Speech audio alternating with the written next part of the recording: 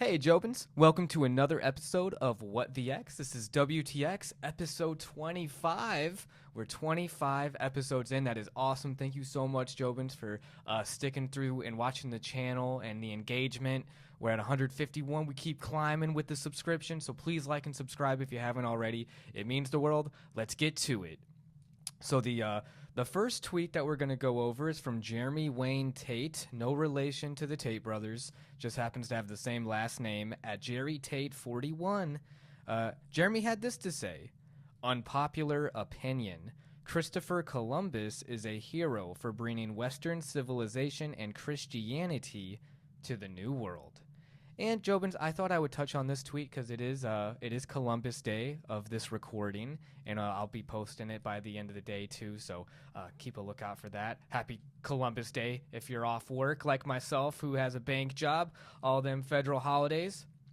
So I guess thank you, Columbus, for that. It is an unpopular opinion from Jeremy here to say that Christopher Columbus is a hero. He did come in and pretty much conquer the Caribbean and the diseases that he brought with him, genocide, enslavement. Not a lot of good things that Christopher Columbus brought to the New World that he had discovered, by accident as well, because he did call them Indians, thinking that he had found a shortcut to India, going around the world. Didn't quite hit the mark. And now we have everything that we have today just because of that starting point. Is he a hero? I guess that depends on how you think of it all.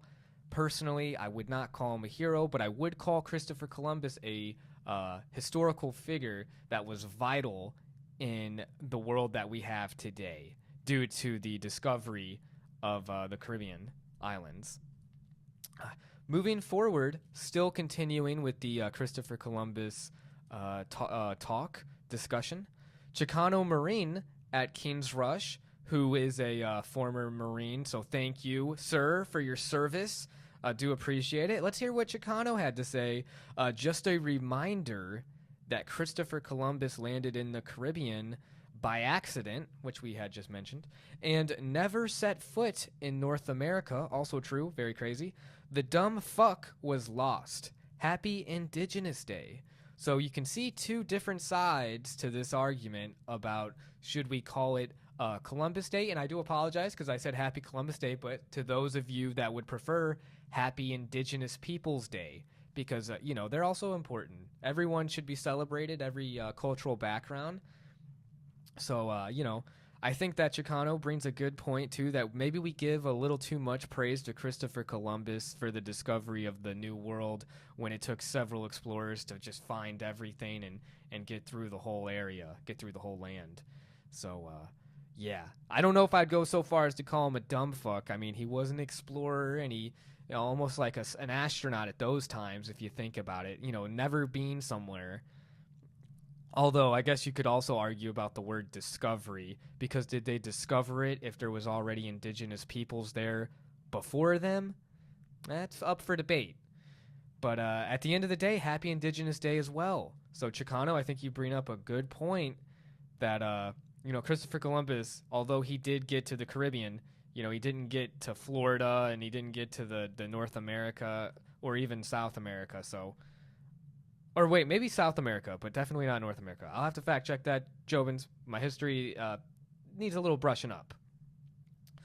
But we're going to move forward with the final tweet that goes into the Christopher Columbus discussion, the indigenous peoples discussion.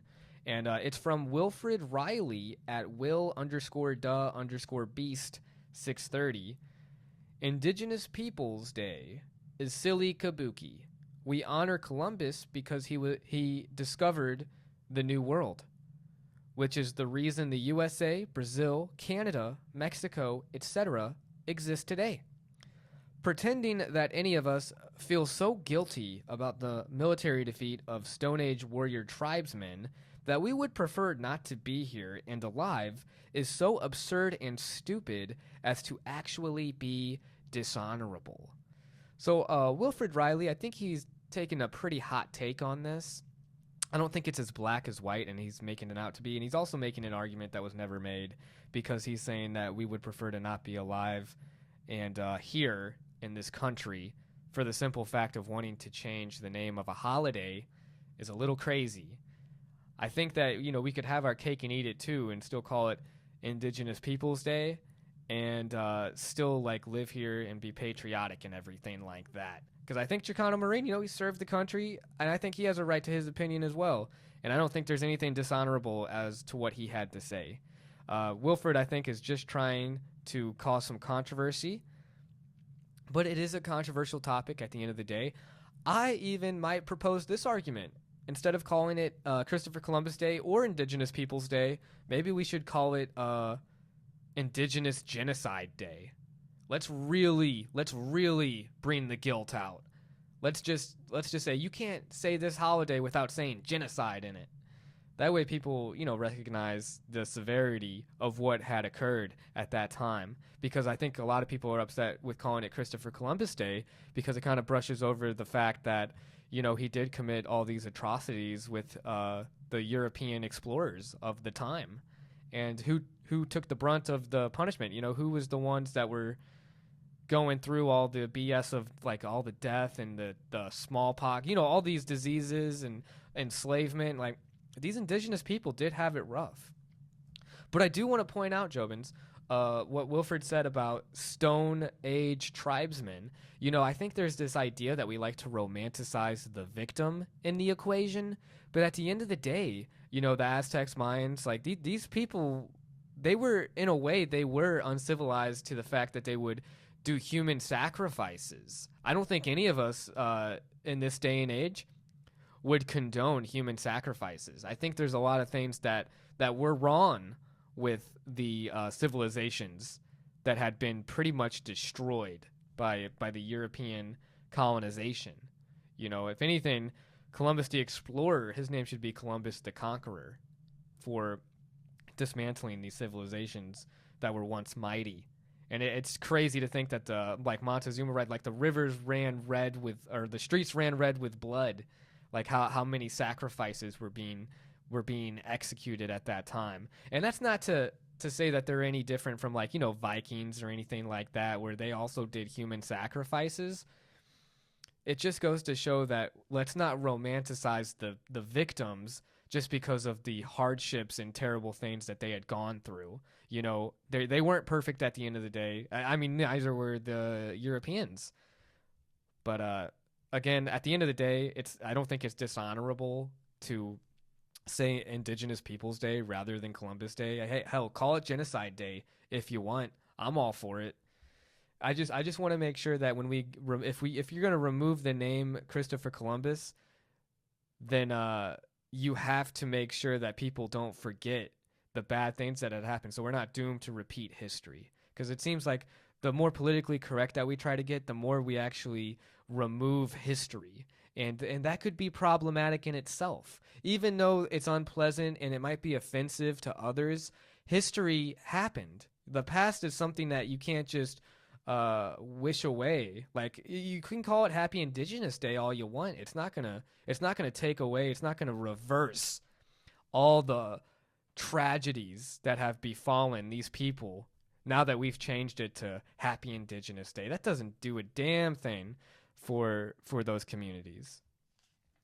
So at the end of the day, I mean, I'm just happy to have a day off and be able to, do a podcast. This is a nice little Christopher Columbus Indigenous Peoples Day podcast. And that's the first thing that we're going to go over, but let's move on, because I think we've delved into that quite enough. Jobins, I'd like to know your opinion. Please engage in the comments. Let me know if you prefer Christopher Columbus Day or Happy Indigenous Peoples Day, or if it doesn't even matter to you.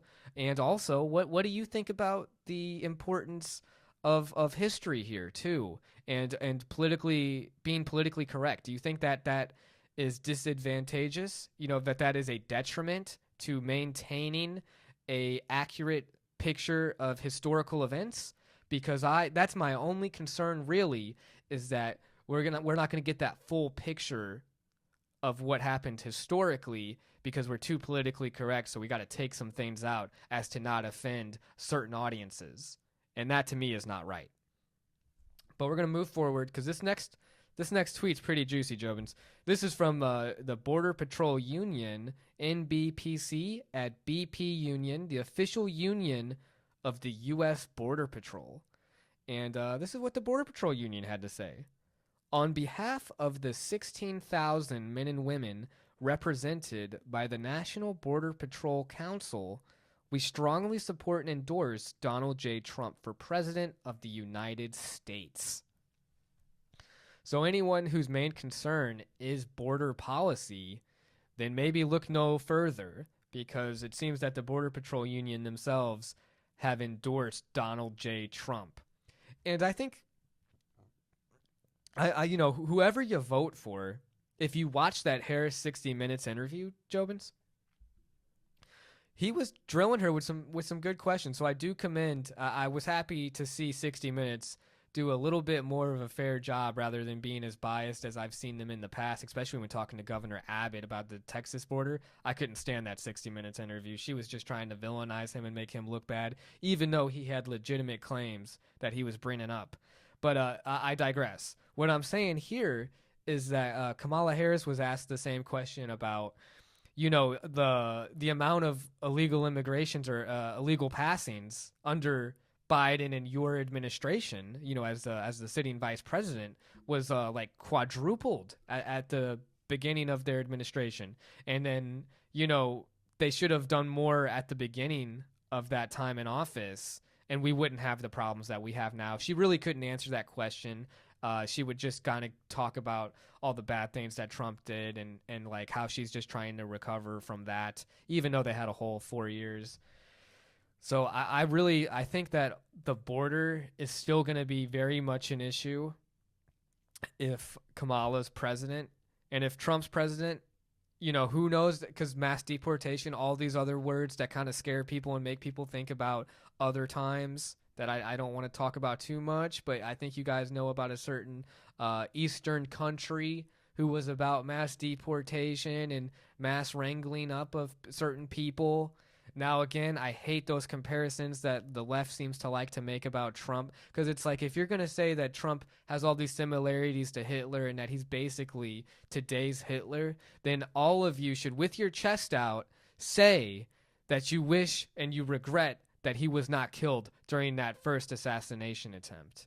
Seriously. Because everyone's like, violence is bad. Political violence is bad. Well, if Hitler was running for office, then I am for political violence. I would say, please, someone else try to assassinate him. If that's truly in my heart and I believe he's Hitler, then I would stand by that and I'd say, someone kill that fool.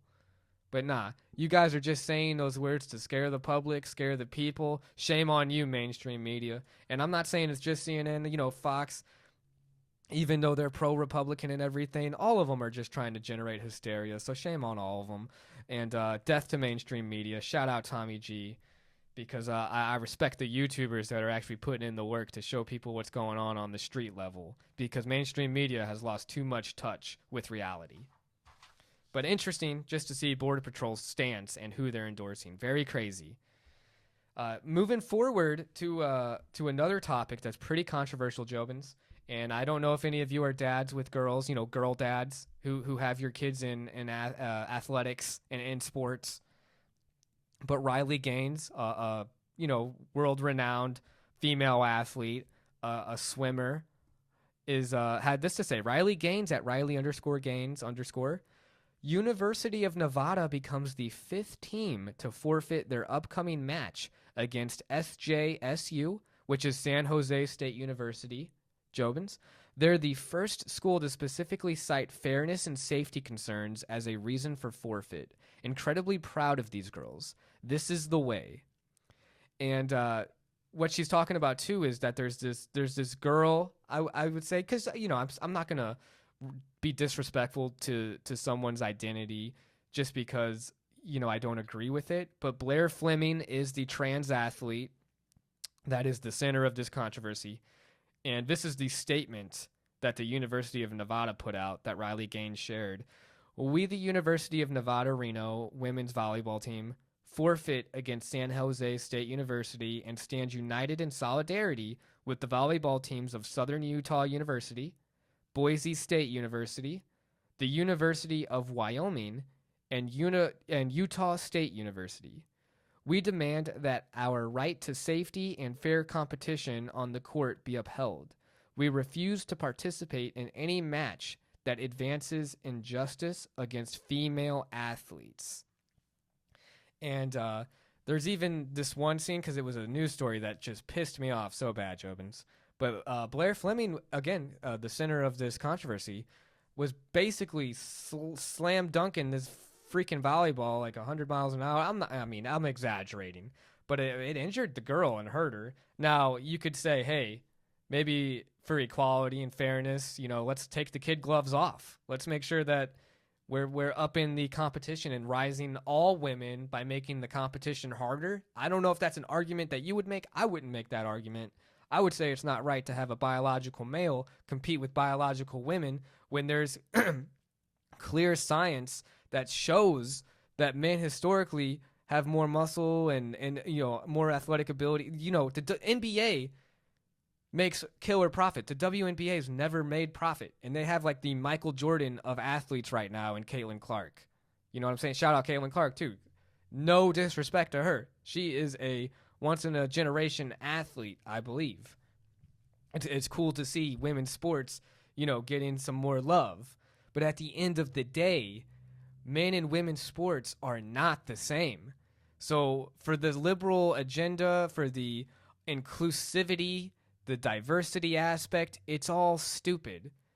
It's science, guys. 2 + 2 = 4, not 5. And when you got a guy playing with these girls, yeah, there's going to be cause for concern. There's going to be... And look what we've already seen it in the past.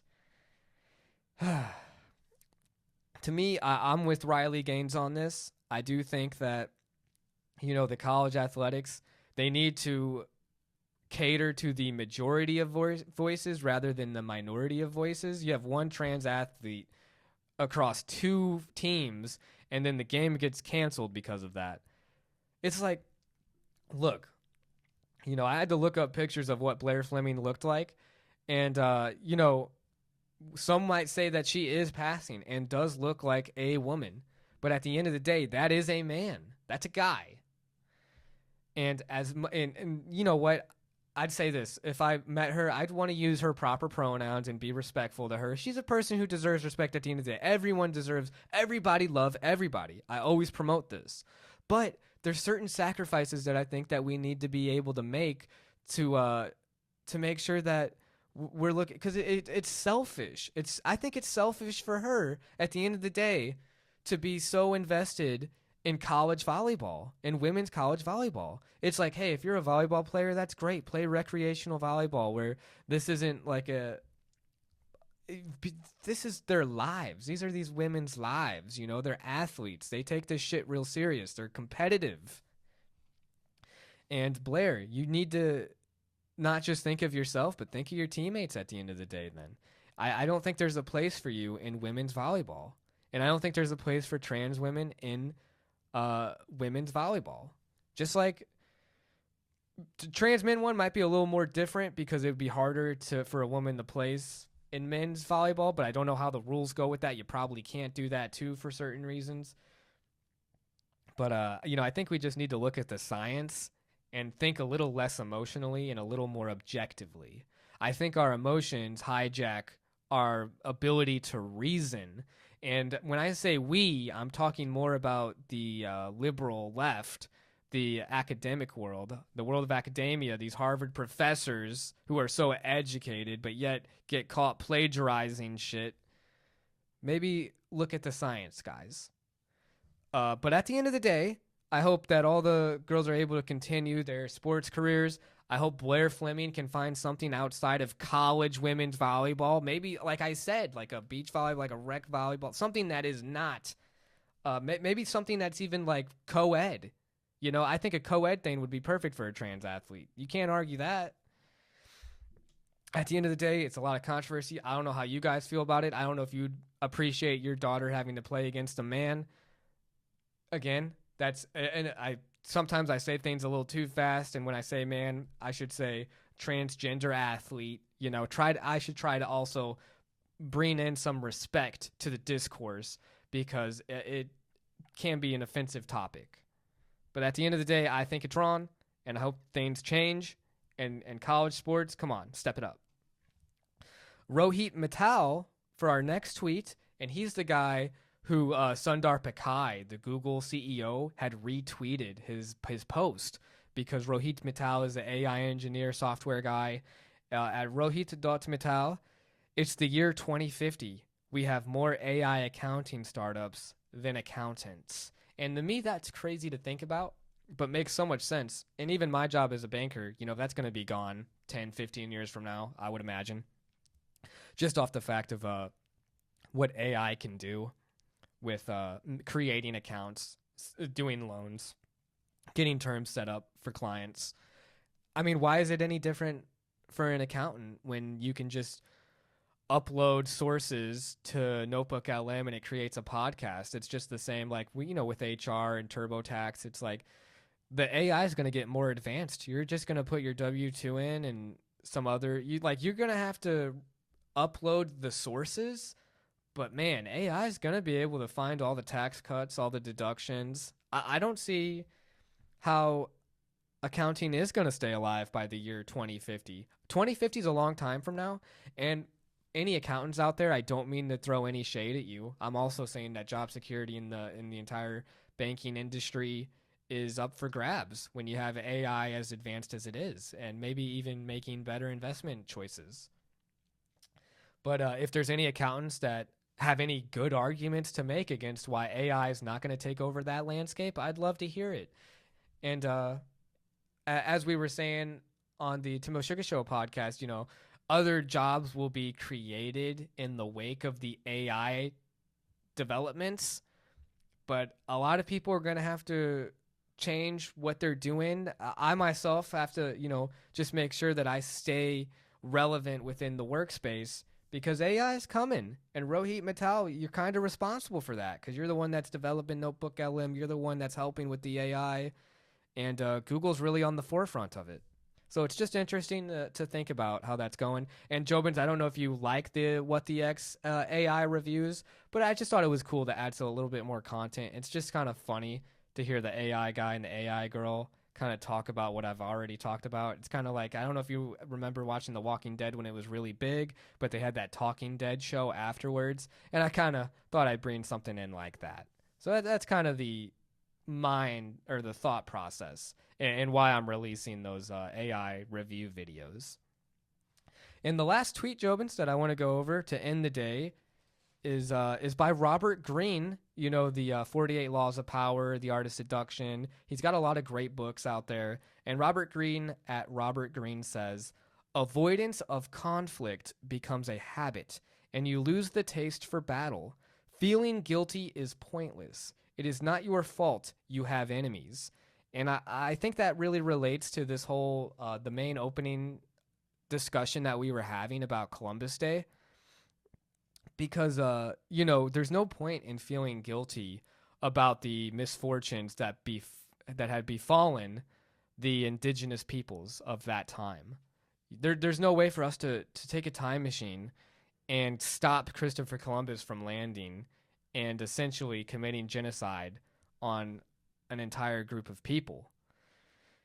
There's no changing that. You can change the holiday, the name, to a million different times. It doesn't change the fact of what happened.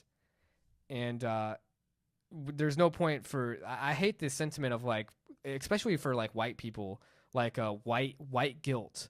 It's like, don't have white guilt. Just be productive now. There's no point to sulk and be sad about the past. Moving forward, that's what you have to do, appreciate the present to make a better future. The idea that of being stuck in the past is something that I detest and I can't stand. And there's no point in getting offended by the past. It's just like, you could get offended over so many things about the past. Like, we could be Me Tooing Thomas Jefferson right now. We could be saying, look at what Thomas Jefferson did. I'm sure he sexually assaulted many of his slaves. Like, he was known to be promiscuous with his slaves. So we go after Thomas Jefferson now? Do we go after George Washington? Do we go after Benjamin Franklin? What about Andrew Jackson? The guy that's on our $20 bill is really responsible for the Trail of Tears of relocating Native Americans all the way to Oklahoma, where thousands died on the trek there. Andrew Jackson, by all accounts, is a monster. Yet he's celebrated as a president of the United States, and he's on the $20 bill. Explain that. So I mean, as messed up as that is, too, as messed up as what Columbus did, as what Andrew Jackson did, as what a lot of historical people did, important historical figures, a lot of them have done really bad things. But for us to get offended by what they did is moot. There's no, it doesn't do anything getting upset. And this goes into stoicism too. Like, rather than being offended and upset about things that you can't change and that have already created the world that we live in today, isn't going to do shit. If you want to change the world, you need to live in the present and just think about what you can do with today's communities that actually exist. What can you do for the reservations right now? You know, what can you do for all these groups that are affected right now? Well, I'm not going to give a damn about the Mayans and the Aztecs. You know, they're gone. So at the end of the day, what Robert Greene's saying about avoidance of conflict, like, don't be afraid to push back on agendas. Don't be afraid to be called, racist or phobic for just having an opinion, because that's what it's become. This cancel culture has taken normal people and it tries to paint them out as bigots, when really we just need to have more thoughtful discussion and be allowed to critically think. And I think the political correctness of today's world limits critical thinking because people get too emotional and too offended too easily. And I do think, again, I am all about the rhetoric of everybody love everybody. I don't think that it's right to just spread hateful messages, but I do think that we need to make a point of listening to every voice, whether we agree with that voice or not. When we start just ignoring the other voices that we don't agree with, that's when this polarization becomes such a problem. I just want all of us as Americans at the end of the day to be for each other, you know? So I appreciate all you Jobins that have tuned in today on this episode of What the X episode 25, Christopher Columbus Day, Happy Indigenous Peoples Day. Yeah, have a great day, guys. Shout out. What the X?